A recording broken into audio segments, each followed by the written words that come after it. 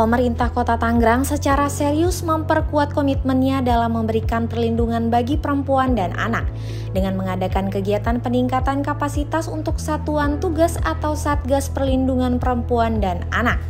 Acara yang berlangsung di Ruang Al-Amanah Gedung Pusat Pemerintahan Kota Tangerang dari Selasa September 2025 hingga Rabu 10 September 2025 ini diikuti oleh 200 peserta dari berbagai unsur termasuk PATBM dan Puspaga. Wali Kota Tangerang Sahrudin mengungkapkan bahwa pelatihan ini merupakan salah satu upaya utama untuk meningkatkan perhatian dan pengawasan dalam rangka menekan angka kekerasan.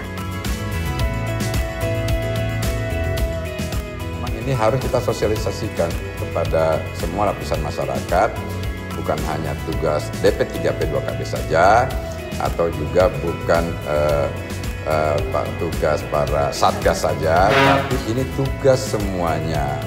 Melalui Silacak ini, ya mudah-mudahan ini salah satu upaya kita bagaimana masyarakat bisa menyalurkan, bisa menyampaikan informasi, karena informasi ini merupakan kebutuhan, bukan kebutuhan masyarakat saja, tapi kebutuhan kita juga pemerintah untuk mengetahui informasi apa yang terjadi. Kepala Dinas Pemberdayaan Perempuan dan Perlindungan Anak Tihar Sofian menyatakan bahwa Satgas PPA, PATBM, dan Puspaga harus selalu memperbarui informasi di lapangan dengan meningkatkan kapasitas. Ia menjelaskan bahwa aplikasi Silacak Perak dibuat sebagai sarana sosialisasi dan layanan yang memungkinkan masyarakat melaporkan kasus kekerasan anak dan perempuan secara terperinci termasuk nama dan alamat.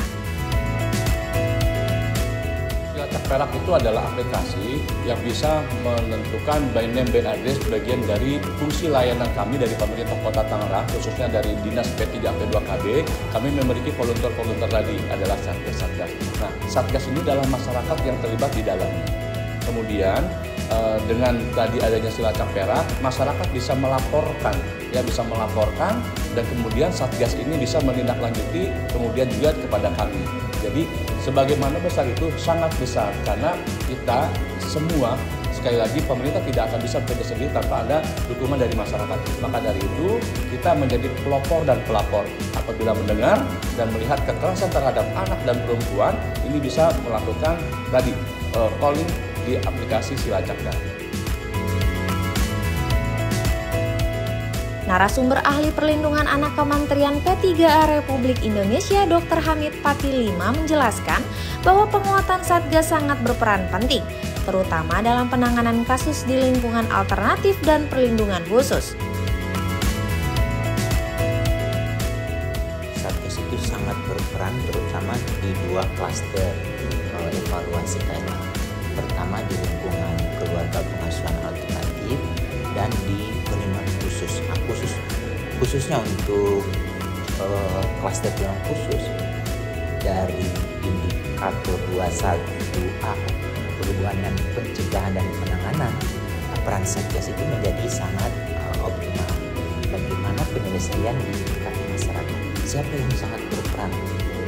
Ya, Satgas ini kan mereka sejak di tingkat kelurahan, kecamatan, mereka mensosialisasikan tentang Undang-Undang Nomor 11 Tahun 2012 tentang Sistem Peradilan Pidana Anak. Ini menjadi sangat